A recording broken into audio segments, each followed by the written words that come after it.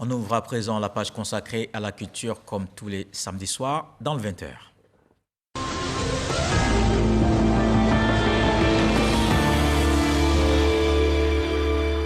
L'équipe de Bonjour, l'émission d'humour de la RTI était à Boundiali. Les humoristes se sont succédés sur la scène au grand bonheur des populations de la région d'Abagoué. La ministre Mariatou Kone, maire de la ville, invite à l'Union pour le développement Kone Pagasoro d'Emadongi. Le stade de Boundiali en pleine ébullition.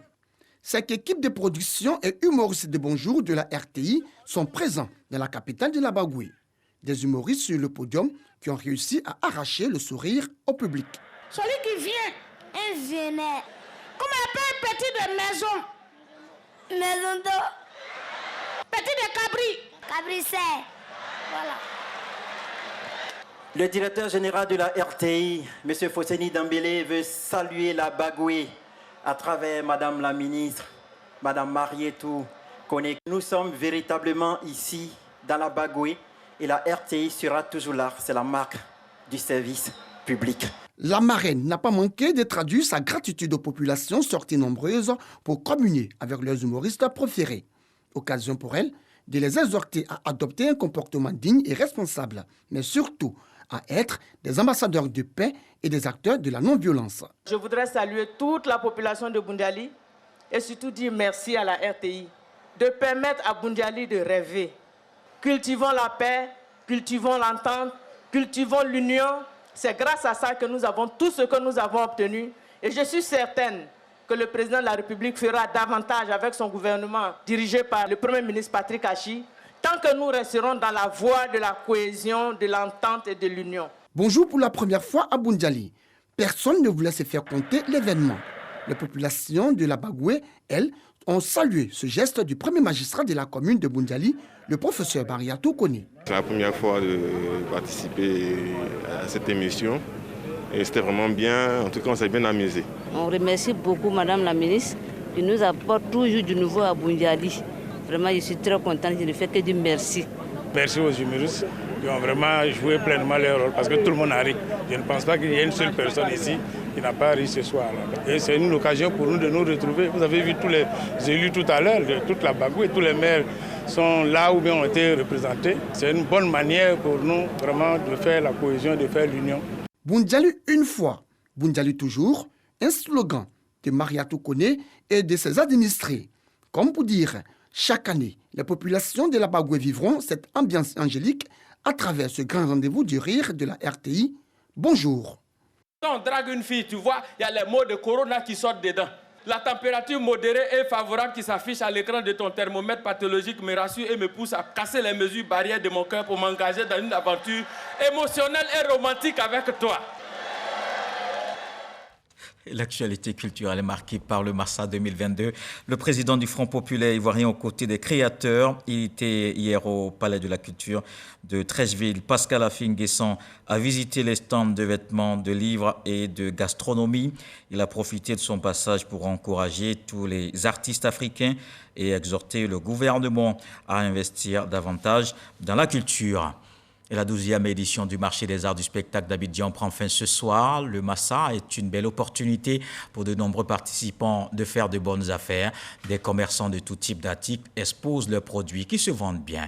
On le verra dans ce reportage de Issa Tionayo. Ils sont évidemment heureux de l'engouement autour de ce grand rendez-vous culturel.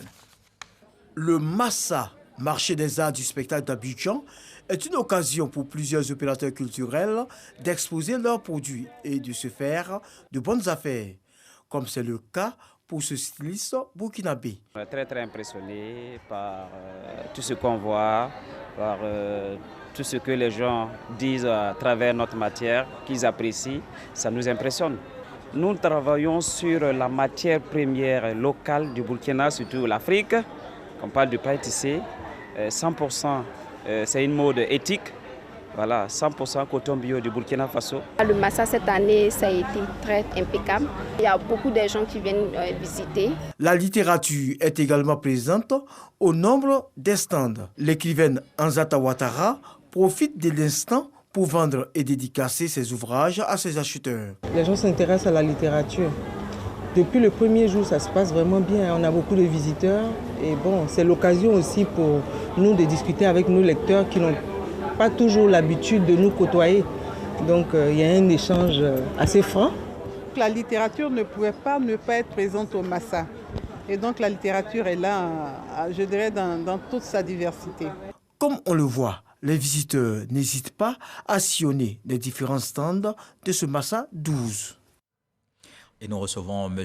Abou Kamaté, responsable du programme ACP-UE Culture pour la zone Afrique de l'Ouest. C'est notre invité dans la page Culture. On avait surtout entendu les accords Afrique, Caraïbes, Pacifique et l'UE sous l'angle politique, sous l'angle économique.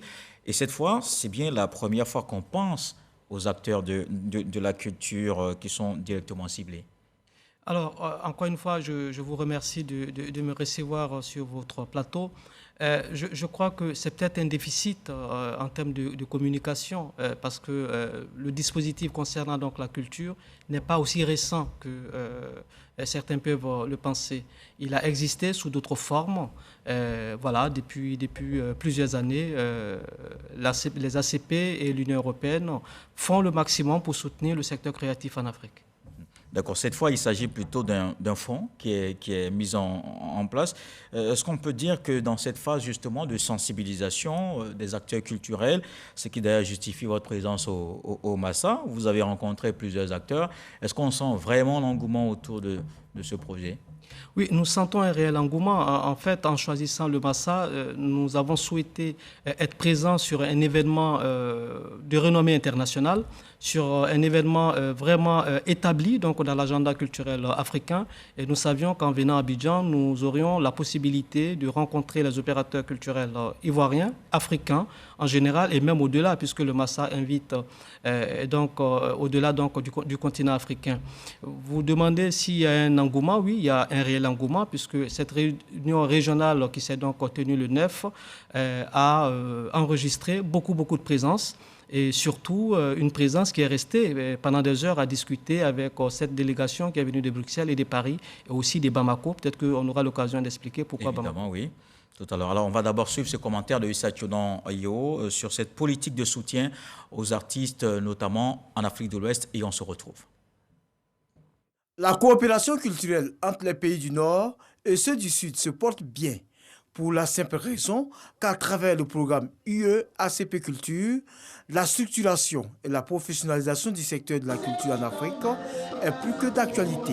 Une enveloppe de 17 milliards de francs CFA est dégagée pour soutenir la création et les industries culturelles sur le continent. Dans cette enveloppe, 4 milliards de francs CFA sont mobilisés pour l'Afrique de l'Ouest pour aider les promoteurs culturels. 2 fonds existent pour permettre aux opérateurs culturels d'être de vrais entrepreneurs. Le premier, le fonds de structuration, est destiné à soutenir les industries créatives. Il est d'un montant de 150 000 €, soit environ 100 millions de francs CFA par promoteur culturel pour une durée de 3 ans. Après un appel à candidature, 15 entreprises culturelles de la région bénéficient de ce fonds. Le second est le fonds de la valorisation de projets financés à hauteur de 25 000 €, soit environ 17 millions de francs CFA sur 1 an par promoteur. Un premier appel à candidature a permis de retenir 27 projets. Le deuxième appel à candidature qui prend fin le 17 mars prochain bénéficiera à 30 projets.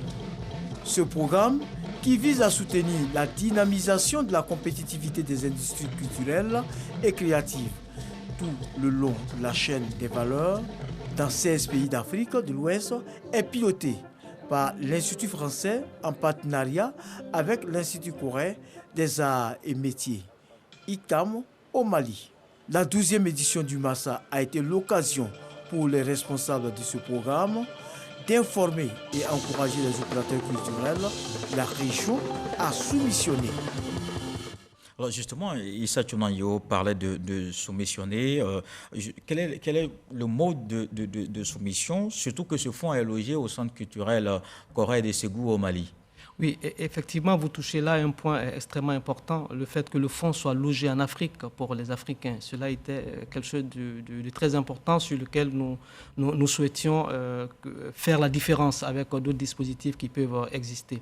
Alors, pour soumissionner, évidemment, nous avons fait en sorte que les subventions soient versées par cette structure malienne qui est partenaire donc, de l'opération. Il suffit simplement, comme nous l'avons dit lors de la réunion, d'aller sur le site du Centre culturel Corée au Mali, et nous avons un formulaire qui vous permet de mettre en ligne votre projet qui sera analysé par un jury indépendant constitué d'experts africains. Voilà, j'insiste sur ces aspects-là parce qu'on est mieux servi que par soi-même, et donc il est important que ces experts-là soient mis à contribution pour repérer les meilleurs projets que nous pouvons financer, que nous pouvons aider, de sorte que dans quelques années, nous ayons en Afrique aussi des mastodontes du secteur culturel. Alors, c'est 4,5 milliards de francs CFA, c'est un prêt, c'est un don. Quelle est la forme de ce financement?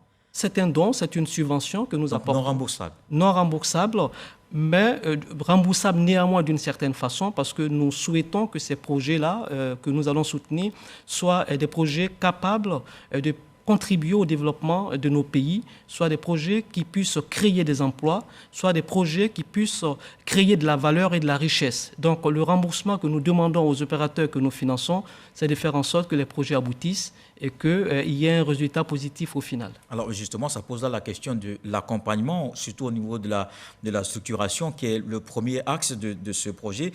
Surtout comment les bénéficiaires vont accéder au marché. Comment cet accompagnement va se faire, ou ce sera fait par le Centre Corée?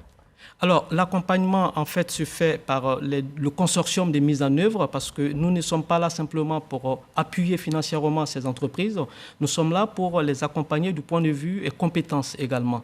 Alors, donc, durant tout le processus, une fois que le projet est retenu, il y a cet accompagnement en termes de montage et de mise en œuvre du projet donc, qui a été retenu.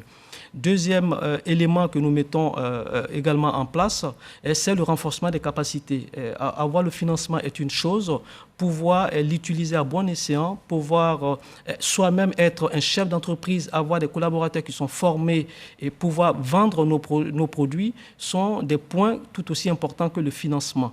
Alors, donc, vous verrez que là, je parle de deux axes déjà, financement, renforcement des capacités. Quand on réussit à remplir ces deux conditions, il est important que nous ayons ce que nous appelons le réseau. Le réseau, que le produit puisse être vu sur le territoire des créations, qu'il puisse être vu en Afrique, mais également au-delà de l'Afrique, de sorte que nos opérateurs ne fonctionnent pas en vase clos. Et là, vous avez certainement besoin du numérique parce que nous sommes dans un village planétaire. Est-ce que vous avez un volet justement de digitalisation de toutes ces créations qu'il y aura à faire? Oui, absolument, parce que quand vous lisez justement les thèmes de référence de ce programme-là, c'est une transformation numérique de l'entreprise culturelle aussi que nous avons comme ambition. Et donc, évidemment, nous formons dans ce domaine et nous essayons de retenir justement les projets qui intègrent ce volet-là, de sorte que les créations puissent être vues par le plus grand nombre et partout. Alors, vous avez parlé d'entreprise. Ça veut dire quoi? Ça veut dire que des individus dans un domaine de la culture, de façon quelconque, ne peuvent pas soumettre leur projet. Il faut forcément être en entreprise. Je parle d'entreprise parce que je souhaite que nous intégrions une bonne fois pour toutes que la culture et la création est un secteur économique à part entière. C'est pour cela que dans le vocabulaire, il faut cette évolution dans notre façon de parler. Évidemment, ça peut être aussi un frein pour les acteurs locaux. On sait qu'ils ne sont pas vraiment toujours aussi bien structurés. Mais il ne faudrait pas que ce soit un frein. Il ne faudrait pas que ce soit un frein parce que l'objectif, ou en tout cas l'une des ambitions de ces programmes-là, c'est d'aider justement à la structuration. C'est pour cela que nous faisons aussi de la formation, pour que d'un individu, on puisse passer à une entité capable non seulement d'embaucher, mais de produire de la valeur, comme je l'ai dit tantôt. Et donc, restons sur ce vocabulaire pour que nos publics, pour que nos créateurs, pour que nos pouvoirs publics intègrent encore une fois la notion d'entreprise. Alors, le temps court très vite, il ne nous reste plus malheureusement beaucoup de temps, mais il y a cette dernière question, surtout en ce qui concerne la part des États. La part des États, quelle est la contribution, selon vous, des ministères de la culture des différents pays dans ce projet?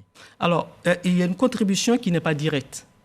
Voilà, nous faisons en sorte, et c'est ce plaidoyer que nous avons fait dans les autres pays où nous sommes passés, nous l'avons fait également ici, lorsque Madame la ministre de la Culture nous a reçus, c'est de mettre ensemble nos moyens. Nous apportons une contribution financière, nous savons que les États également font leur possible de leur côté, mais individuellement, nous n'y arriverons pas. Donc, ce que nous souhaitons, c'est que dans tous les pays où nous passons, l'aide apportée par ce programme puisse être appuyée par ce que fait déjà les États, et de cette façon-là, nous arriverons à créer de vraies entreprises, à créer une vraie industrie créative sur notre continent. À créer aussi une sorte de compédium des artistes sur le continent, notamment en Afrique de l'Ouest. C'est exactement cela l'objectif que nous nous assignons, et nous espérons qu'au bout des 3 années que dure ce programme-là, nous arriverons effectivement à atteindre cet objectif. Alors, quel est le bilan justement sur ce que vous avez déjà enregistré en termes de qualité? Si vous avez un regard à dire, est-ce que vous pensez qu'en Afrique de l'Ouest, on a le niveau culturellement? Alors déjà, des indications en termes de montant de financement. En Afrique de l'Ouest, nous sommes à 6,5 millions, on va dire grosso modo, de financement. Je crois que c'est le financement le plus important d'euros.